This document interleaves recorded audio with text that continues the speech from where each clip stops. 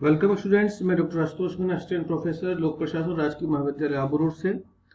मैंने पिछली क्लास में आपको पढ़ाया था। ये हमारी बीए सेकेंड ईयर की क्लास है। इसमें एक पेपर होता है राज्य प्रशासन, और इसी राज्य प्रशासन का एक टॉपिक है, बहुत इंपॉर्टेंट टॉपिक है, राज्य प्रशासन का विकास और महत्व।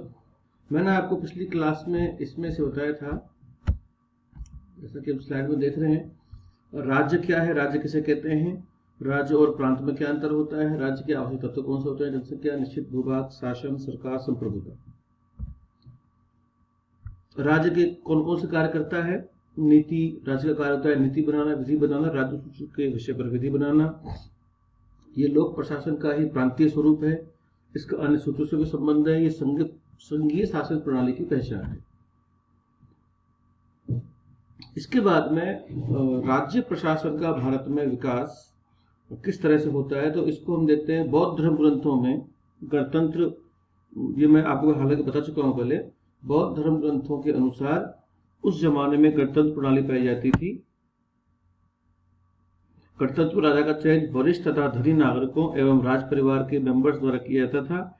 आम जनता द्वारा राजा का चयन नहीं होता था। लेकिन पूर्ण रूप से संपूर्ण गणतंत्रात्मक व्यवस्था नहीं कह सकते। ऋग्वेदिक काल में, जैसे कि स्लाइड में आप देख रहे हैं, ऋग्वेदिक काल में कबीलाई कल्चर था, कबीलाई व्यवस्था थी, यानी कबीलों के माध्यम से, कबीलों के सरदार द्वारा शासन व्यवस्था होती थी।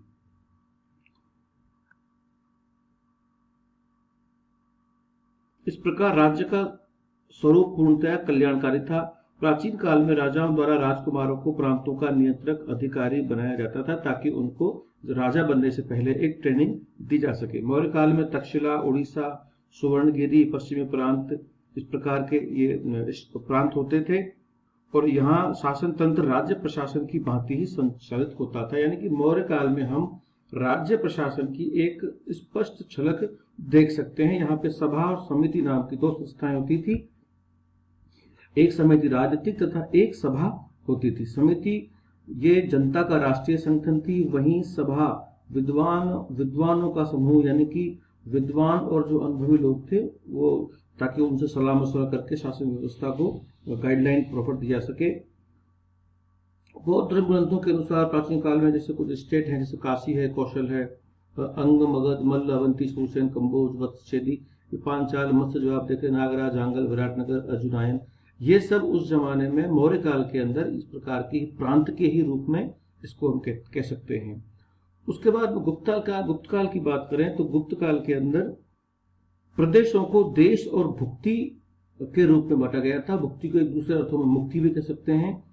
तो जिस प्रकार से आज राजस्थान और ये हमारे स्टेट हैं, वो उस गुप्त काल में इनको देश या भुक्ति कहा जाता था, और यहाँ पे शासन करने वाले व्यक्ति को भौतिक और गुप्त कहा जाता था। उसके बाद राजपूत काल की बात करें तो राजपूत काल के अंदर प्रांत, बहुत वृहद स्तर पर प्रांत, राजनीतिक और भौगोलिक विभाजन देखने को नहीं मिलता है। छोटी छोटी इकाइयां स्थापित हो चुकी थी।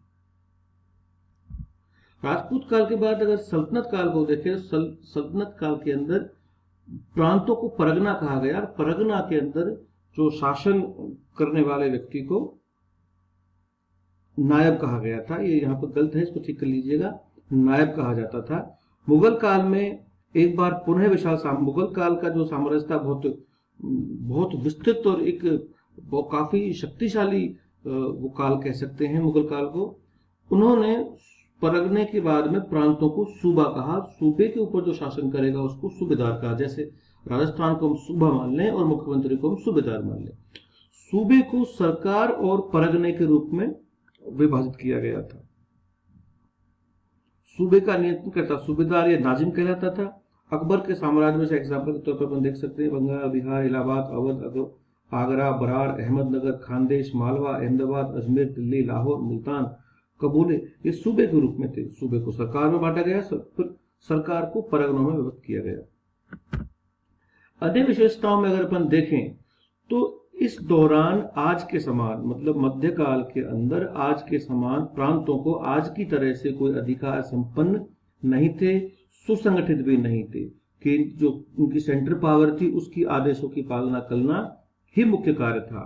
राज्य प्रशासन के पास अलग से कोई सत्ता और कर्मचारी, जैसे आज स्टेट सचिवालय व्यवस्था, कर्मचारी तंत्र विकसित नहीं था। राज्य प्रशासन एक स्थायी संरचना न होकर केवल आवश्यकता के समय घटित, जैसे कोई युद्ध हुआ, कोई आपदा आई, राजस्व इकट्ठा करना हो, तब वो कर्मचारी तंत्र स्थापित होता था, उसके बाद विलुप्त हो जाया करता था। गुप्त काल का भौतिक और मुगल काल का सूबेदार कुछ स्थानीय समस्याएं सुलझाया करते थे और यही राजस्व एकत्र भी करते थे। जो प्रांत का मुखिया होता था वो सेंटर जो ताकत थी, जैसे मुगल काल हो चाहे सल्तनत काल हो, बादशाह हो या सुल्तान हो, उसके अधीन ही उनको कार्य करना होता था।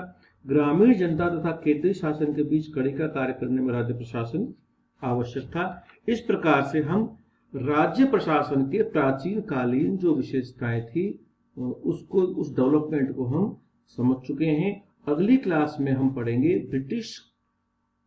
ब्रिटिश काल के अंदर जो कि राज्य प्रशासन का विकास कैसे होता है। सही मायने में देखें तो आज का जो स्टेट है वो ब्रिटिश गवर्नमेंट का ही सुस्पष्ट विस्तार कहा जा सकता है। तो अगली क्लास में हम पढ़ेंगे ब्रिटिश काल के अंदर राज्य प्रशासन का विकास, और उसके बाद में आफ्टर 1947 के बाद में स्टेट एडमिनिस्ट्रेशन का विकास किस प्रकार से होता है, आज जो हमारा स्टेट प्रशासन है वो किस रूप में यहाँ तक विकसित हुआ है। Thank you.